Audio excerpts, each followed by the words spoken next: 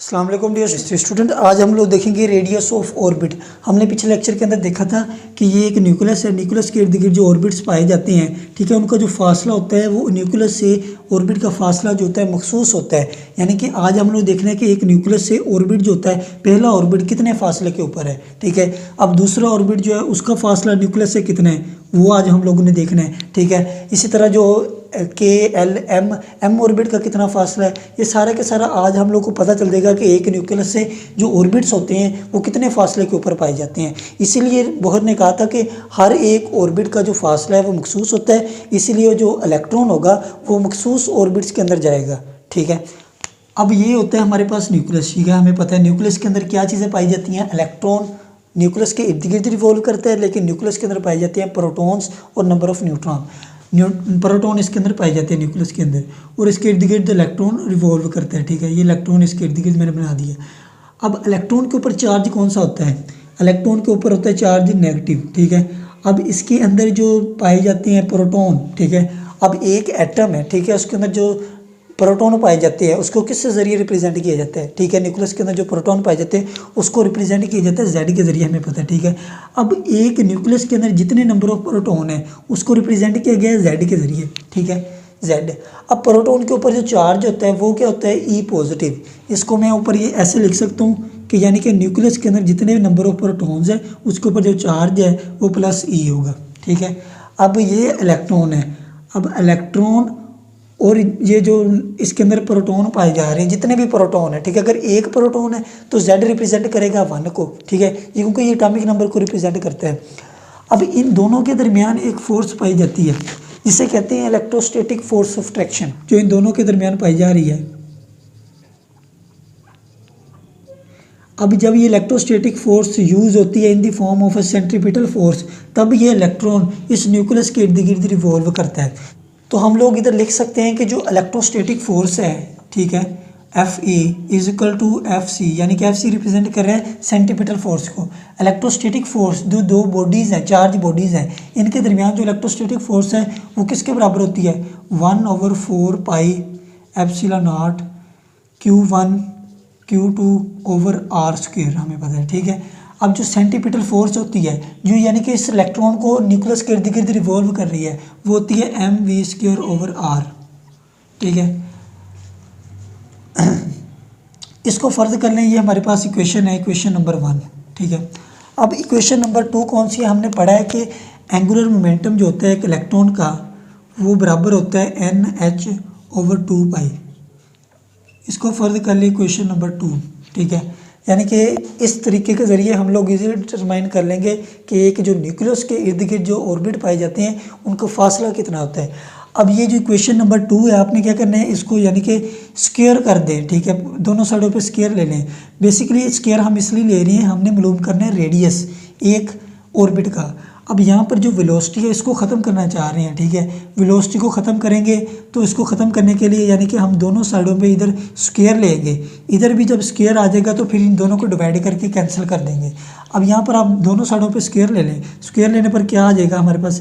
m² v² r² n² h², 2 का square 4 π², और ये हमारे पास इक्वेशन बन गई है 3, ठीक है। अब क्या करना है, इक्वेशन नंबर 3 से इक्वेशन नंबर 1 को डिवाइड कर दें, यानी कि इसको इसके साथ डिवाइड कर दें। और यहाँ पर जो आपने लिखना है Q1 और Q2, हमारे पास Q1 ये ले लें या Q2 ये ले लें। अब यहाँ पर हम लोगों ने जो हमारे पास चार्जेस हैं उन्हीं को लिखना है, ठीक है, यानी कि ZE, ठीक है।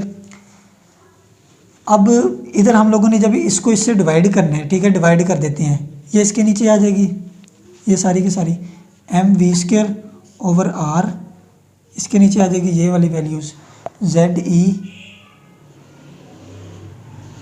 उसके बाद ये लिख लें 4 पाई एप्सिलॉन नॉट r², ठीक है। हमें पता है कि ये जो नीचे वाली हैं, ठीक है, ये ऊपर चली जाएंगी, लिख लें इसको m² v² r² over mv², ये जो r नीचे है ये ऊपर चला जाएगा, ठीक है। अब इसी तरह इधर कर लें n² h², अब वो ये 4 π², ये ZE इधर ही रहेगा, ZE², अब ये जो वैल्यू है ये ऊपर चली जाएगी 4 pi epsilon naught R square, ठीक है। अब यहाँ पर देखें जो चीज़ें कैंसिल हो रही हैं वो कैंसिल कर दें। ये एक m से m गया, ये वी स्क्वायर से कैंसिल हो गया। यहाँ पर ये जो आर स्क्वायर है हमारे पास, ये आर स्क्वायर के साथ कैंसिल हो गया। और चीज़ें देख रहे हैं जो कैंसिल हो रही हैं, ये 4 कैंसिल हो गया, पाई इसका स्क्वायर, ये 1 पाई इधर से चला गया, ठीक है। बाकी हमारे पास क्या चीज़ें बच रही हैं, इधर एक m बच गया है हमारे पास, ठीक है, और r है। r हमने क्या करना है, मालूम करना है, ठीक है। r हमने क्या करना है, मालूम करना है। बाकी जो m है इधर क्या हो रहा है, मल्टीप्लाई, इधर आकर डिवाइड हो जाएगा, ठीक है। बाकी सारी चीज़ें ऐसी लिख लें आप, यानी कि r is equal to m इधर डिवाइड होगा n square h square epsilon naught, बाकी हमारे पास क्या बचा है, pi Z E square M Z E square और पाई, यानी कि ये हमारे पास फार्मूला आ गया आर का। इस फार्मूला के ज़रिए हम लोग किसी भी ऑर्बिट का रेडियस निकाल लेंगे। कैसे निकालेंगे वो देखें। अब यहाँ पर एन भी कांस्टेंट है, एच भी कांस्टेंट है, एम हमें पता है वो भी कांस्टेंट है, मास ऑफ इलेक्ट्रॉन। ये हमारे पास जो है जेड ई, जेड हमारे पास कांस्टेंट नहीं है, ये इलेक्ट्रॉन के ऊपर जो चार्ज है ये भी कांस्टेंट है, पाई भी कांस्टेंट है। अब जो कांस्टेंट टर्म्स हैं उनको आप सेपरेट साइड पे कर ले, बाकी को अलहदा कर ले। एच स्क्वायर से कांस्टेंट है, E square E epsilon naught M E की पावर 2 पाई, ये हमारे पास कांस्टेंट वैल्यूज़ हैं, ठीक है, कांस्टेंट टर्म है। इसके साथ हमारे पास जो एन स्क्वायर ओवर जेड, ये हमारे पास कांस्टेंट नहीं है, ठीक है। अब हमें पता चल गया कि ये जो कांस्टेंट है इनकी वैल्यू क्या होती है, वो हमने कैलकुलेट कर लिया 0.529 एंगस्ट्रॉन, ठीक है। बाकी आपने एन स्क्वायर जेड रेडियस दिया जाता है एंगस्ट्रॉन के अंदर, ठीक है, ये आ गई है। अब हमें पता चल गया कि ये रिलेशन के ज़रिए हम लोग किसी भी ऑर्बिट का यानी कि रेडियस जो है वो मालूम कर लेंगे। अब n रिप्रेजेंट कर रहा है इधर नंबर ऑफ़ शेल्स को। अगर हमने फर्स्ट शेल का निकालना है तो इधर हम लोग 1 लिख देंगे, अगर दूसरे शेल का निकालना है तो इधर 2 लिख देंगे, अगर तीसरे का निकालना है तो तीसरे का निकाल लेंगे।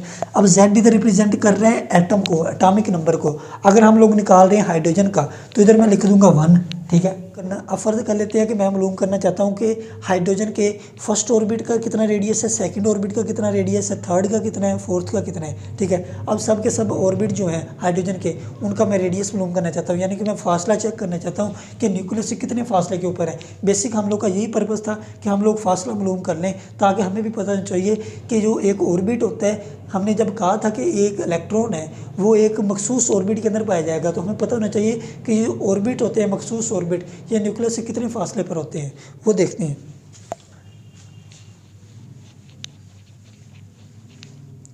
अब अगर मैं चाहता हूँ, मैं फर्स्ट ऑर्बिट का रेडियस मालूम करना चाहता हूँ, ठीक है, हाइड्रोजन के।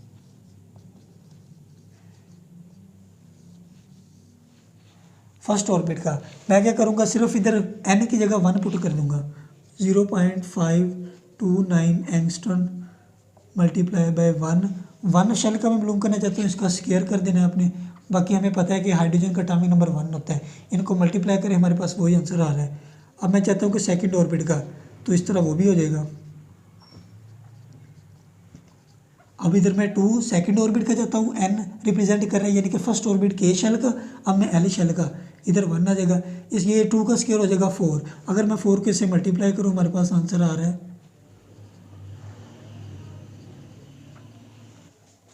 इनको मल्टीप्लाई करने पर हमारे पास आंसर आया 2.11 एंगस्ट्रॉन, यानी कि ये मैंने निकाल लिया कि दूसरा जो ऑर्बिट है, ये देखें ये न्यूक्लियस है, ठीक है, ये इसके इर्द गिर्द जो एक ऑर्बिट पाया जा रहा है। अब ये दूसरा ऑर्बिट है, ये के शेल था, ये एल शेल था। अब के शेल का मुझे पता है कि न्यूक्लियस से हाइड्रोजन एटम के अंदर कितने फासले पर दूसरा ऑर्बिट पाया जा फर्स्ट ऑर्बिट पाया जा रहा है, वो है जी 0.529 एंगस्ट्रॉन।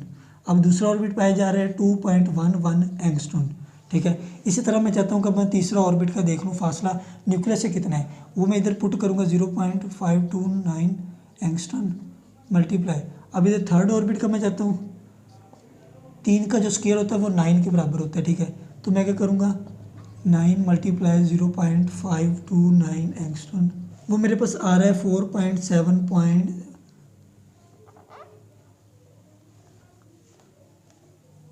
वो मेरे पास आ रहा है 4.75 एंगस्ट्रॉन, यानी कि इधर जो के के बाद एल एम शेल है, एम शेल का फासला 4.75 एंगस्ट्रॉम है। यानी कि इस तरह करके मैं अपने जितने भी ऑर्बिट्स हैं एक एटम के अंदर पाए जाते हैं उसका एटॉमिक नंबर लिखूंगा, नंबर ऑफ शेल लिखूंगा, तो मैं इजीली डिटरमाइन कर लूँगा कि उसका फासला न्यूक्लियस से कितना है। अब अगर हम लोग देखें डिफरेंस, यानी कि फर्स्ट ऑर्बिट का ये R1 है R2 है, इनका जो डिफरेंस है वो इंक्रीज़ करता जा रहा है, यानी कि इनका डिफरेंस कम है, इनका डिफरेंस उससे भी ज़्यादा है। अगर मैं R2 में से R1 को माइनस करूँ, इनका जो डिफरेंस है डेल्टा R, ठीक है, यानी कि ये जो डिफरेंस है वो ये छोटा होगा। किससे छोटा होगा? अगर मैं R3 से R2 को माइनस करूं, अब ये वाला जो फासला है ये उससे भी छोटा होगा। किससे? अगर मैं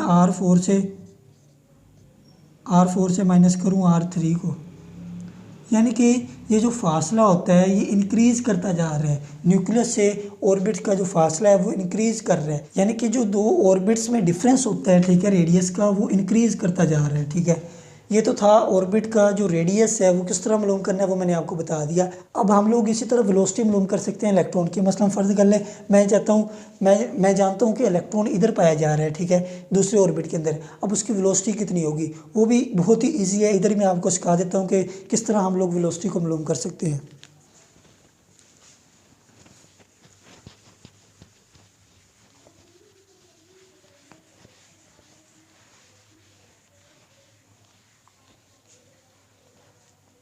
अब हम लोगों ने एक फार्मूला पढ़ा है, ठीक है, mv/r angular momentum is equal to nh2π, ठीक है, ये हम लोगों ने फार्मूला पढ़ा है। अब यहाँ पर आपने क्या करना है, v हमने मालूम करना है, v को इधर रखें, m और r इधर आकर क्या हो जाएगा, डिवाइड हो जाएगा, nh2π, और हमने क्या मालूम करना है, m और r इधर आ जाएगा, डिवाइड हो जाएगा, mr। सिंपल, आप इसमें इधर क्या करें, r की जो वैल्यू है वो पुट कर दें। ये हमारे पास r है, इसकी वैल्यू पुट कर दी। अब वैल्यू पुट करें तो हमारे पास क्या आता है, nh2π m, r की जगह आप n² h² epsilon not mze² पाई, ठीक है, ये मेरे पास है r। अब इसको रीअरेंज कर लें, nh2π m n² h² epsilon not, ये जो नीचे वाली टर्म है ये ऊपर चली जाएगी, mze² पाई। अब यहाँ पर जो कटिंग होती है वो कटिंग कर दें, ये इससे चला गया, पाई से चला गया, ठीक है। उसके बाद देखें h भी एक चला गया। अब जो पीछे बचे हैं वो लिख लें, ze², ऊपर बाकी कुछ नहीं बचा, नीचे आ गया जी 2nh एप्सिलॉन नॉट। अब यहाँ पर देखें कि जो चीज़ें कांस्टेंट हैं उनको अलहदा कर लें, बाकियों को अलहदा कर लें। अब यहाँ पर हमारे पास जो कांस्टेंट है वो है हमारे पास e², उसके बाद 2 कांस्टेंट है, उसके बाद हमारे पास h एप्सिलॉन नॉट, ये हमारे पास कांस्टेंट है। बाकी हमारे पास क्या बचा, z/n। अब इन कांस्टेंट की वैल्यू निकाली गई है 2.18 10⁶, ठीक है। अब हमें पता है कि z रिप्रेजेंट कर रहा है एटॉमिक नंबर को, n रिप्रेजेंट कर रहा है नंबर ऑफ शेल को। अगर हम लोग चाहते हैं कि हमारा पास जो एटम है, मसलन मैं हाइड्रोजन की बात करता हूँ, उसका एटॉमिक नंबर 1 है। अब एटम के अंदर जो इलेक्ट्रॉन है वो सेकंड ऑर्बिट के अंदर पाया जा रहा है। इधर मैं क्या लिखूँगा, n की जगह 2 लिख दूँगा, ठीक है। अब इधर मैं लिखूँगा 1, ठीक है, 1 लिखकर इनको मैं डिवाइड करूँ, डिवाइड करने पर मेरा जो आंसर हो रहा है वो उस सेकंड ऑर्बिट के अंदर इलेक्ट्रॉन जो होगा उसकी वेलोसिटी आ जाएगी, ठीक है। अब ये तो था हमारे पास वेलोसिटी निकालने का भी फार्मूला।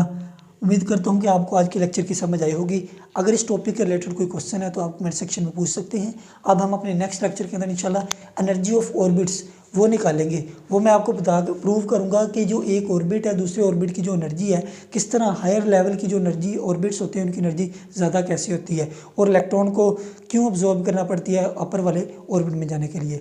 मिलते हैं अब अपने नेक्स्ट लेक्चर के अंदर, तब तक के लिए अल्लाह हाफ़िज़।